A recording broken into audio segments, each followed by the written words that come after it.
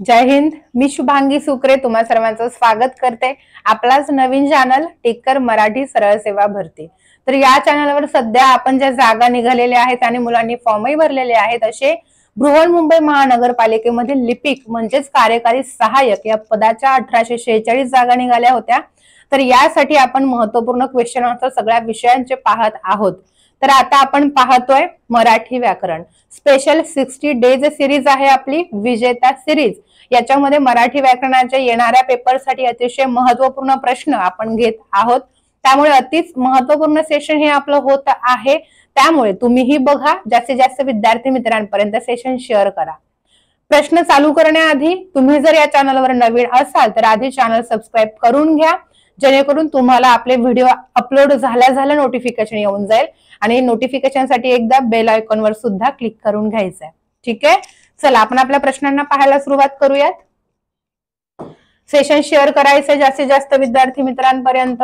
चला आजचा आपला पहिला प्रश्न आहे. काय आहे पहिला प्रश्न? एक वचन किंवा अनेक वचनात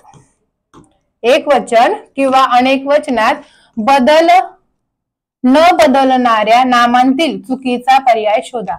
न बदलणाऱ्या नामांतील चुकीचा पर्याय आपल्याला इथे शोधायचा आहे. कवी, लाडू, राजा, कागद. चुकीचा पर्याय म्हणजे बरोबर पर्याय आपल्याला ओळखायचा आहे. बघा, एक वचन आणि अनेक वचन जरी तुम्हाला याच्यात नाही कळालं काय, न बदलणारा मग चुकीचा असं जर कन्फ्युज झाला असाल तर बघायचे 3 शब्द एकसारखे असेल आणि एकच वेगळा असेल. कवीचं अनेक वचन काय होतं रे? कवी. एक वचनात पण कवी, एकापेक्षा जास्त असेल तरी सुद्धा कवी. एक असेल तर लाडू, एकापेक्षा जास्त असेल तर लाडूच. एक असेल तर राजा, एकापेक्षा जास्त असेल तर राजाच. एक असेल तर कागद, एकापेक्षा जास्त असेल तर कागदे. पर्याय कुठला योग्य? पर्याय 3 सारखे आहेत, एक फक्त वेगळा आहे.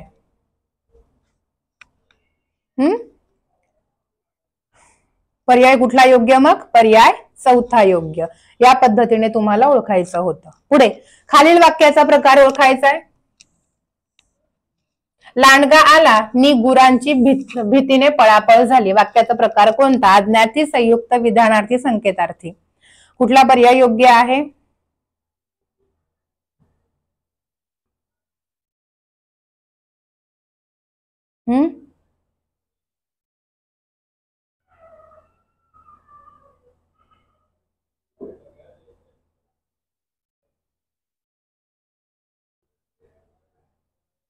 लांडगा आला हे झालं पहिलं वाक्य. गुरांची भीतीने पळापळ झाली हे झालं दुसरं वाक्य. जोडले नि या अविकारी शब्दाने आणि व अन आणखी शिवाय नि. हे शब्द कोणाचे अविकारी शब्द आहेत? समुच्चय बोधक, प्रधानत्व सूचक, उभयान्वय अव्ययाचे. आणि प्रधानत्व सूचक उभयान्वय अव्ययाने जोडलेलं वाक्य काय असतं? संयुक्त वाक्य असतं. पर्याय दुसरा योग्य. सेशन ज्यांना आवडते त्यांनी एकदा लाईक बटनावर क्लिक करून घ्या. पुढे वाक्यातील अधोरेखित शब्द बघा आता. फुले उमलली होती आणि फुलपाखरे त्यांच्या भोवती नाचत होती. अधोरेखित शब्द काय आहेत? कर्ता आहे, क्रियापद आहे, कर्म आहे की विशेषण आहे? ओळखा.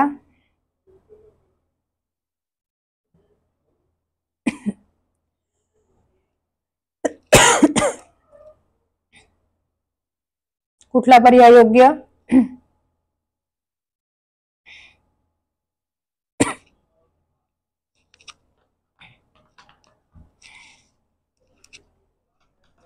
फुले उमलली होती. उमलणारी कोण? फुले. फुले झाला कर्ता. ठीक आहे. फुलपाखरे त्यांच्या भोवती नाचत होती. नाचणारी कोण? फुलपाखरे. म्हणजे फुले आणि फुलपाखरे हे काय झालं? वाक्यातील क्रिया करणारे झाले म्हणजे कर्ता. पर्याय कुठला योग्य? पर्याय पहिलाच योग्य. पुढे वाक्यातील दुसरे पद प्रमुख असेल तर कोणता समास होईल? समास विचारलाय. दुसरं पद प्रमुख म्हणजे दुसरं पद प्रधान, द्विगु, तत्पुरुष, अव्ययी भाव, द्वंद्व. ओळखा.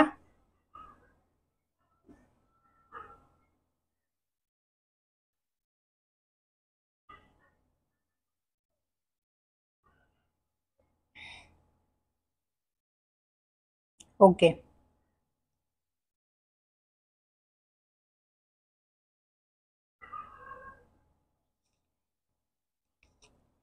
हा, वाक्यात दुसरं पद प्रधान असेल तर तत्पुरुष समास असतो. पहिलं पद संख्या असेल, पहिलं पद संख्या असेल तर द्विगु समास. पहिलं पद प्रधान, पहिलं पद प्रमुख म्हणजेच प्रधान म्हणजे महत्वाचं असेल तर अव्ययीभाव. द्वंद्व म्हणजे दिलेली दोन्ही पदे प्रधान. काय? दिलेली दोन्ही पदे प्रमुख म्हणूयात. ठीक आहे. आणि इथं पहिलं पद संख्यावाचक आहे, संख्या, म्हणून पर्याय कुठला योग्य येईल? पर्याय दुसरा. एक करेक्शन करून घ्या, छोटस झालं बोलता बोलता. ठीक आहे. कागदचं अनेक वचन कागदच राहतं, बदलत नाही. आणि इथं चुकून झालं आपल्याकडून, ते म्हणजे राजाचं अनेक वचन राजे होतं, त्याच्यामुळे पर्याय चौथा योग्य नसून हे तिघ सेम आहे. तिघ एक वचन अनेक वचन सारखं आहे, फक्त 3 पर्यायामधील राजाचं अनेक वचन होत आहे, बाकी होत नाही बाकीच्या, म्हणून पर्याय तिसरा योग्य. समजून घ्या तेवढं. पुढे वाक्यातील हे झाला आपला पर्याय. पुढे खालील वाक्यातील प्रयोग आपल्याला ओळखायचा आहे. सुरेशने सुट्टीचे नियोजन केले. प्रयोग कोणता? प्रधान कर्मणी म्हणजे प्रधान कर्तृक कर्मणी. भावे प्रयोग, कर्तरी प्रयोग, अकर्मक कर्तरी प्रयोग. पर्याय कुठला योग्य? करणारा कोण? सुरेश. सुरेश झाला कर्ता. केलं ते काय? नियोजन. नियोजन झालं कर्म. कर्त्याला प्रत्यय आहे म्हणजे कर्त्याप्रमाणे क्रियापद बदलेल का? नाही. आता कर्माला प्रत्यय आहे का भावे म्हणायला? नाही. मग काय येईल बरोबर? कर्माला प्रत्यय नाहीये म्हणजे कर्माप्रमाणे क्रियापद बदलेल आणि कर्त्याला तृतीय विभक्तीचा प्रत्यय असेल तर तो असतो आपला प्रधान कर्तृक कर्मणी प्रयोग. ठीक आहे. पर्याय पहिलाच योग्य. खालीलपैकी स्त्रीलिंगी शब्द ओळखा. हा काय आहे? प्रधान कर्तृक कर्मणी प्रयोग.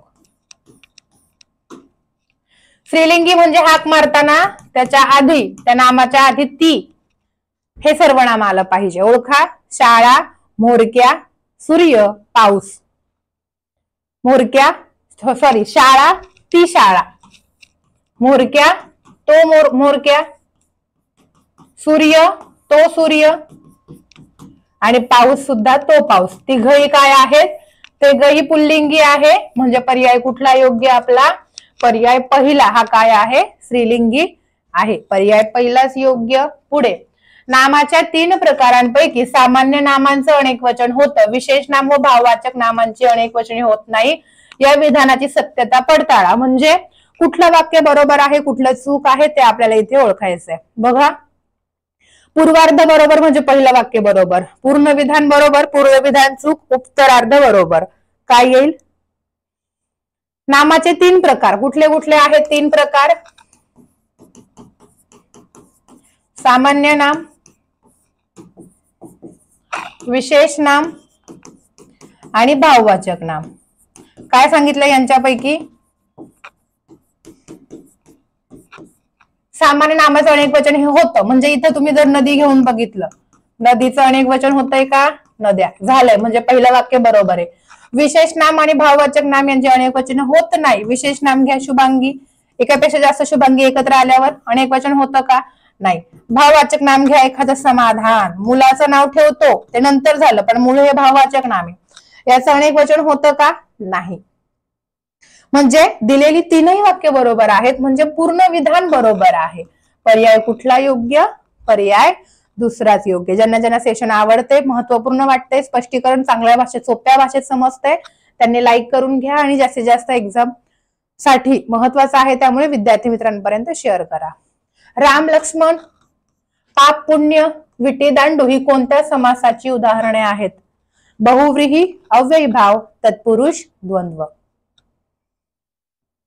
राम लक्ष्मण विग्रह केला तर राम आणि लक्ष्मण, यावरूनच कळते आपल्याला राम आणि लक्ष्मण. पाप पुण्य, पाप किंवा पुण्य, विटी दांडू, विटी आणि दांडू म्हणजे हे दोघं झाले इतरेतर द्वंद्व समास. हा झाला वैकल्पिक द्वंद्व समास. मुख्य प्रकार कुठला आहे? द्वंद्व समास म्हणजे दिलेली दोन्ही पदे प्रधान. पर्याय चौथा योग्य. पुढे घोष या शब्दाचा समानार्थी शब्द शोधा. घोष म्हणजे काय? धमकी, गुच्छ, जाहीर, गुंतागुंत. कुठला पर्याय योग्य?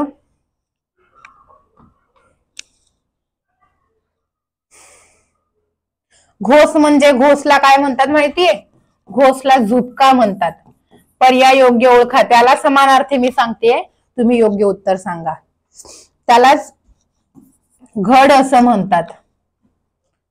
कुठला येईल समानार्थी? घोष शब्दाचा समानार्थी 4 पर्यायामधून कुठला असेल? तर झुपका, घड म्हणजेच गुच्छ, समूह म्हणतो ना आपण, एकापेक्षा जास्त एकत्र आल्यावर. फुलांचा, बरोबर.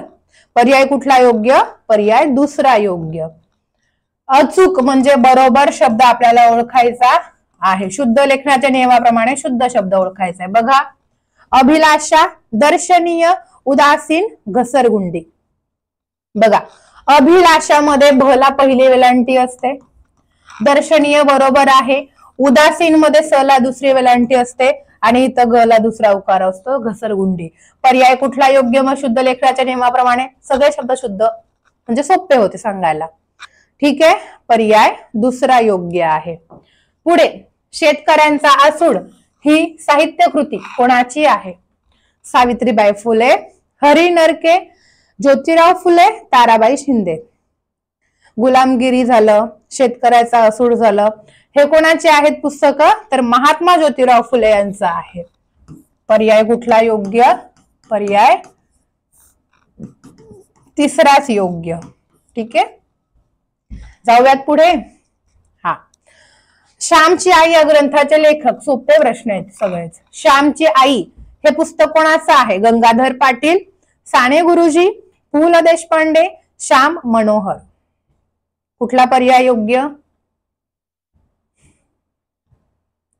श्यामची आई हे पुस्तक कोणाचं आहे? साने गुरुजी यांचं आहे. पर्याय दुसराच योग्य. चकविणं, एखाद्याला चकवा देणं म्हणजे काय? चकवणं म्हणजे तारांबळ होणे, भयभीत होणे, डोळे दिपून जाणे, गोंधळात पाडणे. लेक्चर पण अडकते आज थोडस.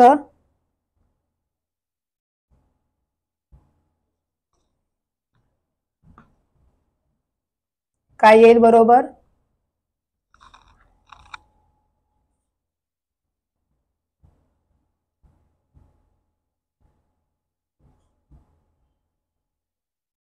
एखाद्याला चकवणं म्हणजे एखाद्याला फसवणं, बरोबर आहे ना? म्हणजे एखाद्याला गोंधळात पाडायचंय, चकवा द्यायचा आहे. पर्याय चौथा योग्य. पुनीत शब्दाचा विरुद्धार्थी आशय असलेला शब्द निवडा. पुनीत या शब्दाचा विरुद्धार्थी शब्द ओळखायचा आहे. विरुद्धार्थी शब्द, त्याच्या आधी समानार्थी माहिती पाहिजे. स्वच्छ, गलिच्छ, शुद्ध आणि निर्मळ. आता 3 शब्द एकाच अर्थाचे आहेत जवळजवळ, यावरून तुम्हाला समजलं असेलच.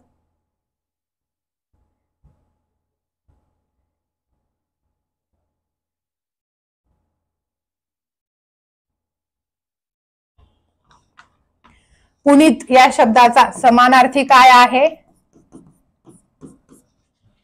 पवित्र. ठीक आहे, पवित्र म्हणजेच निर्मळ, म्हणजेच शुद्ध, म्हणजेच स्वच्छ. मग विरुद्धार्थी कुठला आला? घाण, खराब, गलिच्छ. पर्याय दुसरा योग्य. ठीक आहे, चला, ज्यांना ज्यांना प्रश्न आवडतात लाईक करून घ्यायचे सेशन, आणि ऑफलाईन कमेंट बॉक्स मध्ये सांगायचे की आपलं हे सेशन चालू केले आपण, कसं वाटतंय तुम्हाला. ठीक आहे, खालील वाक्याचा प्रकार शोधा. अडचणीच्या वेळी कोण उपयोगी पडतो?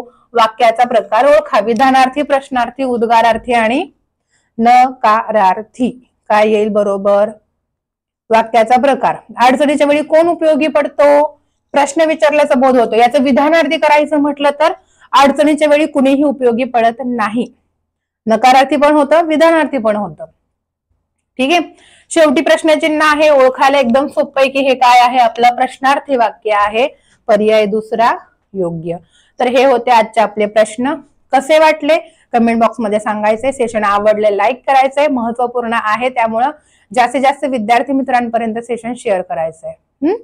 थांबूयात इथे, भेटूयात उद्याच्या लेक्चरमध्ये. तोपर्यंत अभ्यास करत राहा. काही अडलं तर मला बिंदास विचारा कमेंट बॉक्समध्ये. Bye bye, take care, wish you all the best. जय हिंद.